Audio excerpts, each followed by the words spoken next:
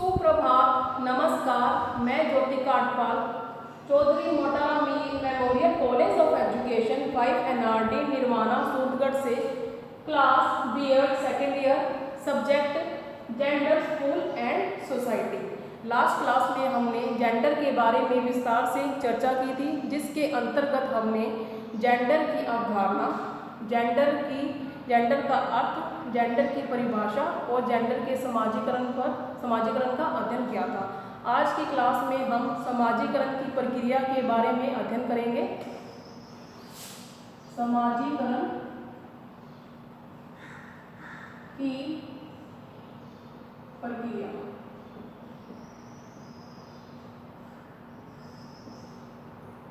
समाजीकरण की प्रक्रिया पर चर्चा करने से पहले थोड़ी सी चर्चा हम जेंडर के समाजीकरण पर करते हैं। जेंडर का समाजीकरण अर्थात जो हमारा ये समाज है वो जेंडर के आधार पर लड़के और लड़कियों का समाजीकरण करता है। हर समाज में संस्कृति लड़के और लड़कियों की परवरिश करते समय उन्हें अलग अलग गुण, व्यवहारों व भूमिकाओं के द्वारा अलग अलग रूपों में ढालने का प्रयास करता है। इस सामाजिक व सांस्कृतिक प्रक्रिया को जेंडर का समाजीकरण कहते हैं। अब जो समाजीकरण की प्रक्रिया है, आज की क्लास में हम समाजीकरण की प्रक्रिया के बारे में विस्तार से चर्चा करेंगे। जो समाजीकरण की प्रक्रिया है वो किस प्रकार से होती है। समाजीकरण की प्रक्रिया वह प्रक्रिया है जिससे जो हमारा समाज है वो सभी व्यक्तियों को जो समाज की मान्यताएं हैं उनके बारे में, रीति रिवाजों के बारे में, परंपराओं के बारे में, नियमों के बारे में, कानून के बारे में बताता है, अर्थात सभी व्यक्ति को उससे अवगत कराता है। जेंडर के कारण ही समाजीकरण संभव होता है। अब हम बात करते हैं समाजीकरण की प्रक्रिया के जो तत्व हैं उनके बारे में। समाजीकरण प्रक्रिया के तत्व। समाजीकरण की जो प्रक्रिया, उसके जो तत्व है उससे हम चरण या सोपान भी कह सकते हैं। रूट हार्टले एक मनोवैज्ञानिक है। रूट हार्टले जो कहते हैं कि जो समाजीकरण है वो 4 प्रक्रियाओं के द्वारा होता है, जिन प्रक्रियाओं के बारे में हम अध्ययन करेंगे। जो 4 प्रक्रियाएं रूट हार्टले बताते हैं वो है, पहली है छल योजना, दूसरे नंबर पे है धाराबद्धता, तीसरे नंबर पर है मौखिक संदेश और चौथे नंबर पर है कार्यों से पहचान। पहले भी है छल योजना, दूसरे नंबर पे है धाराबद्धता, तीसरे नंबर पे है मौखिक संदेश और 4th नंबर पे है कार्यों से पहचान। कहते हैं कि जो ये 4 योजनाएं हैं इनमें लिंग के आधार पर अंतर किया जाता है, कि जैसे जो ये 4 योजनाएं हैं वो लड़के के लिए अलग होती हैं और लड़कियों के लिए अलग होती हैं। जो ये 4 क्रियाएं हैं वो बालक के जन्म से ही उसके समाजीकरण का अंग होती है, अर्थात उसके समाजीकरण का भाग होती है। अब सबसे पहले हम बात करते हैं छल योजना के बारे में, कि जो छल योजना है वो क्या होती है। छल या सांचे में ढालने की प्रक्रिया से तात्पर्य है कि आप किस तरह से बच्चों को संभालते हैं।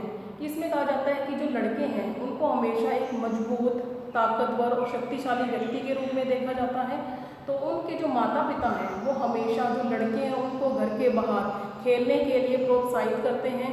कि जैसे आमतौर पर हम देखते हैं कि जो लड़के हैं वो ज़्यादातर क्रिकेट खेलते हैं, क्योंकि इससे क्या होता है जो उनका शरीर है वो मजबूत होता है, शक्तिशाली होता है। और आज के टाइम में कई जो पेरेंट्स हैं या माताएं हैं विशेष करके, वो जो लड़कियां हैं उन पर विशेष ध्यान देती हैं, कि जैसे उनके रहन सहन पर, खान पान पर, पहनावे पर ध्यान देती हैं। कि जैसे अगर अपने बात करते हैं कि परिवार में कोई लड़की है तो उसने अगर बहुत अच्छी ड्रेस डाल दी तो उसको ये बोला जाता है कि बेटी आज तो आप बहुत प्यारी लग रही है। अगर उसने कुछ अच्छा सा हेयर स्टाइल बना लिया तो भी बोला जाता है कि बेटा आपका जो हेयर स्टाइल आपने बनाया है बहुत अच्छा लग रहा है। कहते हैं कि जो ये बालकों के जो ये बालपन के जो अनुभव होते हैं, जो वो इस टाइम ग्रहण करते हैं, उसके द्वारा उनके मन पर इनका असर पड़ता है और उसकी जो छवि है, एक छवि विकसित हो जाती है कि जैसे वो अपने आप को एक विशेष रूप में लेने लगते हैं, सशक्त या कोमल। जो लड़का है वो अपने आप को सशक्त रूप में देखता है, मजबूत, ताकतवर, शक्तिशाली व्यक्ति के रूप में देखता है, और जो लड़कियां हैं वो अपने आप को कोमल या नाजुक रूप में देखती हैं। ये तो हुई छल योजना।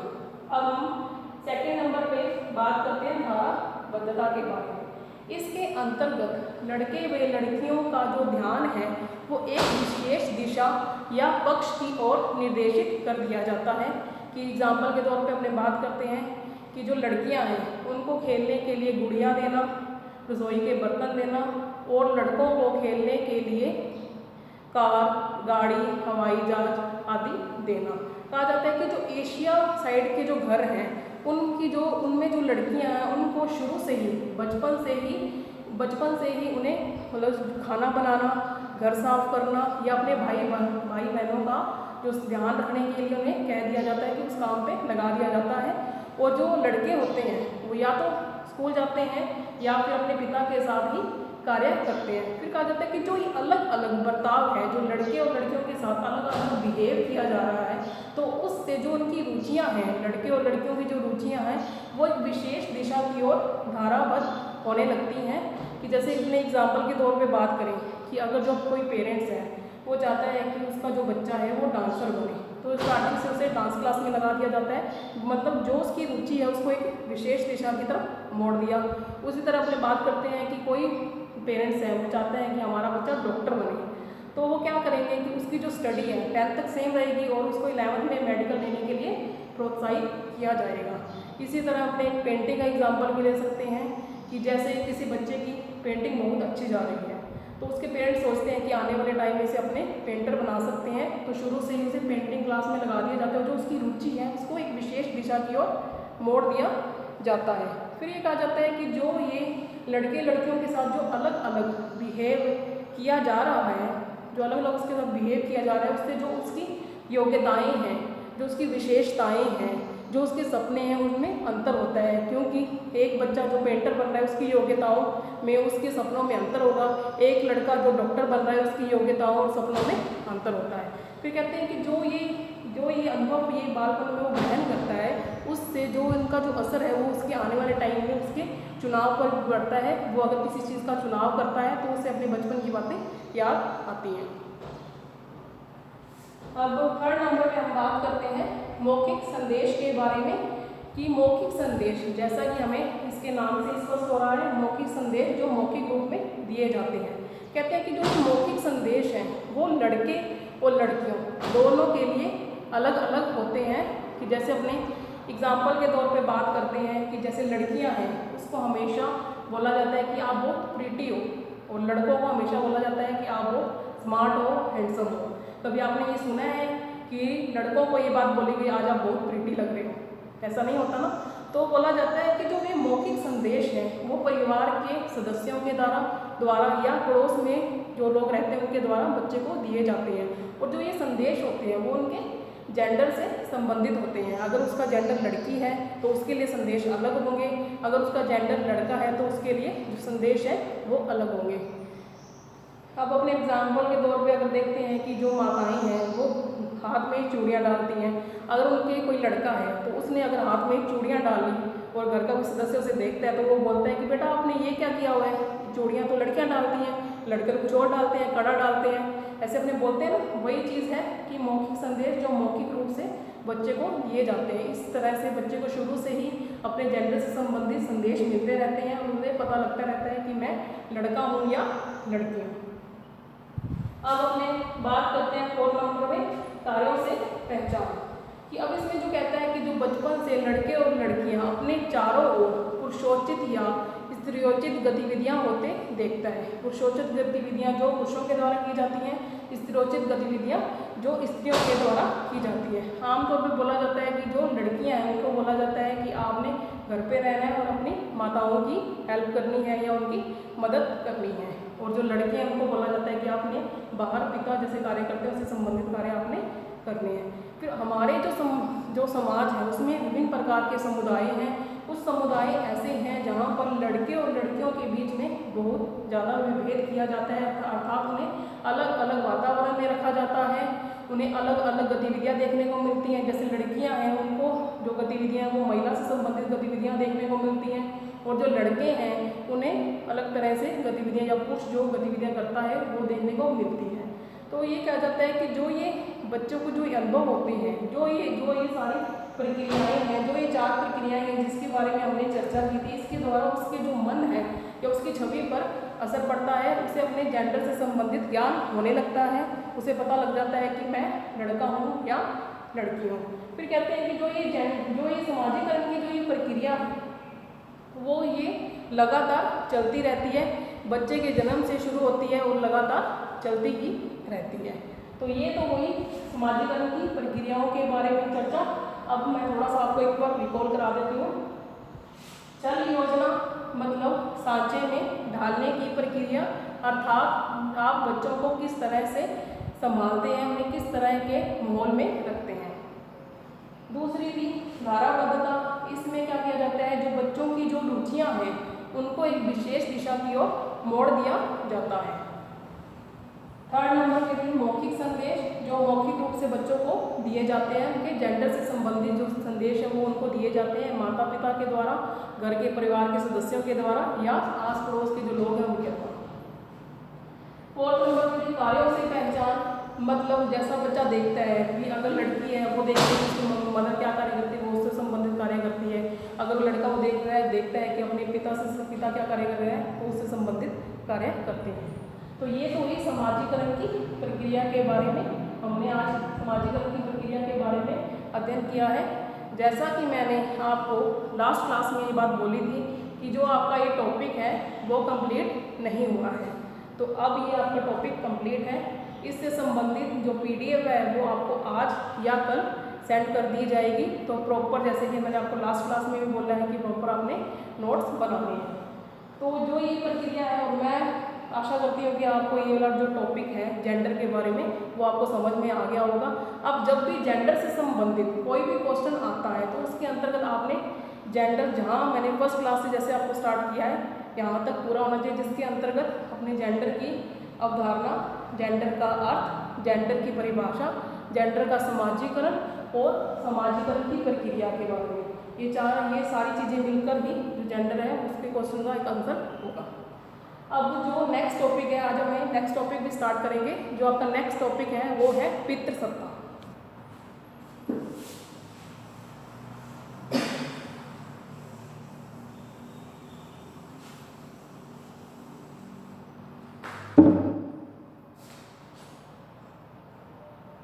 पितृसत्ता,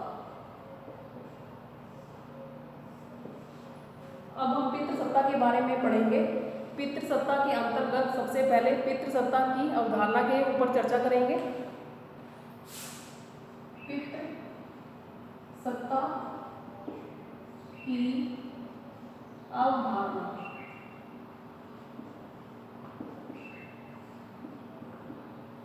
जो ये पितृसत्ता की अवधारणा है वो हमारे समाज में, अर्थात भारतीय समाज में प्राचीन से वर्तमान समय तक देखी जाती है।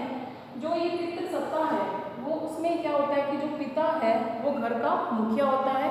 जो हमारा ये समाज है उसमें जो पिता का स्थान है वो घर के लिए या अपने परिवार के लिए सर्वोच्च होता है, अर्थात सबसे ऊंचा होता है, उसे ही परिवार का मुखिया माना जाता है। अब जो पितृसत्ता है, पितृसत्ता के अंतर्गत पिता की सत्ता होती है, और जो अपने बात करते हैं कि पितृसत्ता का जो मतलब है वो ये है कि पिता की सत्ता होनी। जो हमारा परिवार है उसमें पिता की सत्ता होती है कि जैसे कि आमतौर पर हम देखते हैं कि जो हमारे पिता हैं वो घर के मुखिया हैं। अगर यही जॉइंट फैमिली हो, जैसे दादा दादी, माता पिता और बच्चे हों, तो उसमें जो दादा है वो परिवार का मुखिया होता है। कहा जाता है कि जो पितृसत्ता है उसमें जो हमारा ये जो समाज है उसमें पिता की सत्ता को ही माना जाता है और पिता की सत्ता को ही देखा जाता है।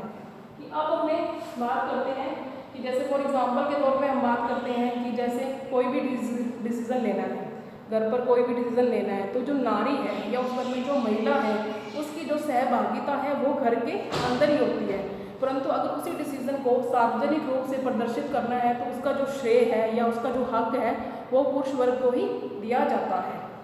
अब हम ये तो हुई पितृसत्ता की अवधारणा, अब हम बात करते हैं पितृसत्ता के अर्थ के बारे में। पितृसत्ता का अर्थ, पितृसत्ता का शाब्दिक अर्थ है पिता या कुलपति की सत्ता या शासन। शाब्दिक अर्थ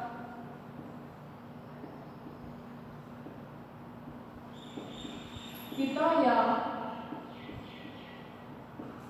कुलपति की सत्ता या शासन। कहते हैं कि जो पितृसत्ता है, इस शब्द का इस्तेमाल आज के टाइम में इस शब्द का इस्तेमाल हमारे समाज में पुरुष सत्ता को दर्शाने के लिए किया जाता है, जिसमें जो पुरुष वर्ग है वो महिला वर्ग पर हुक्म चलाता है, अर्थात जो महिला वर्ग है उसे पुरुष वर्ग के आदेशों का पालन करना होता है। पितृसत्ता एक ऐसी सामाजिक व्यवस्था है जिसके अंतर्गत जो पिता है वो परिवार के सभी सदस्यों पर, आर्थिक संसाधनों पर और संपत्ति पर अधिकार रखता है और वही परिवार का मुखिया होता है।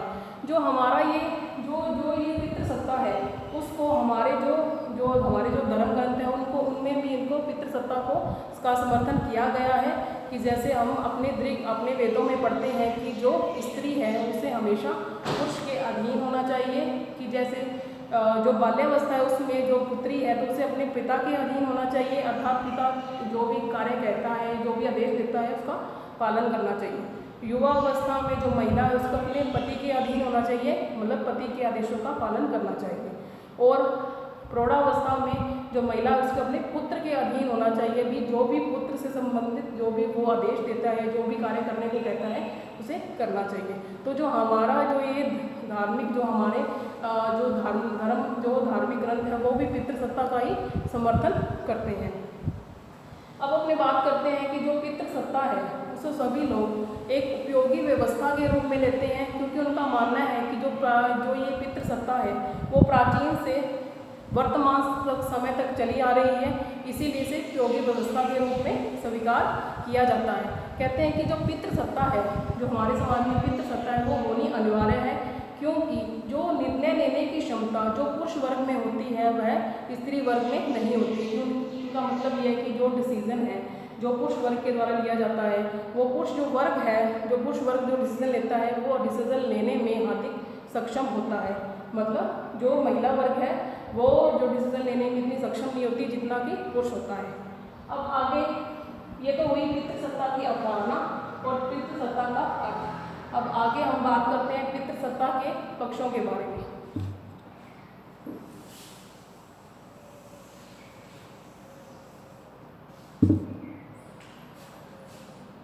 पितृसत्ता के पक्ष। पितृसत्ता के दो पक्ष होते हैं, सकारात्मक पक्ष और नकारात्मक पक्ष। पितृसत्ता का सकारात्मक पक्ष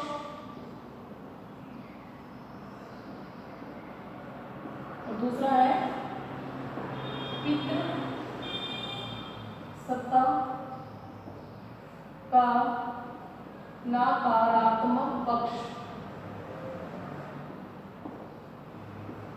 जो पितृसत्ता का सकारात्मक पक्ष है उसका जो भी लोग उसका समर्थन करते हैं वो कहते हैं कि जो पितृसत्ता है वो उपयोगी व्यवस्था है, क्योंकि इसके द्वारा जो डिसीजन है वो अच्छी तरीके से लिए जा सकते हैं। और पितृसत्ता का नकारात्मक पक्ष, जो पितृसत्ता के नकारात्मक पक्ष को मानते हैं वो ये बात बोलते हैं कि हमारे जो समाज है उसमें पितृसत्ता नहीं होनी चाहिए, क्योंकि जो पितृसत्ता के कारण ही जो महिलाएं हैं या उनके जो अधिकार हैं, जो उनके कर्तव्य हैं उनका हनन होता है। तो जो ये अब पितृसत्ता के सकारात्मक और नकारात्मक पक्ष है, इसकी जो चर्चा है हम उसे नेक्स्ट क्लास में कंटिन्यू करेंगे। पितृसत्ता के सकारात्मक और नकारात्मक पक्षों में जो चर्चा है वो हम नेक्स्ट क्लास में करेंगे। तो तब के लिए अब मैं आशा करती हूँ कि आज आपको ये जो पुराना टॉपिक जो हमने आज पितृसत्ता का टॉपिक स्टार्ट किया है वो भी आपको समझ आ गया होगा। जो नेक्स्ट क्लास है हम इसे कंटिन्यू करेंगे। तब तक के लिए धन्यवाद। आपका दिन मंगलमय हो।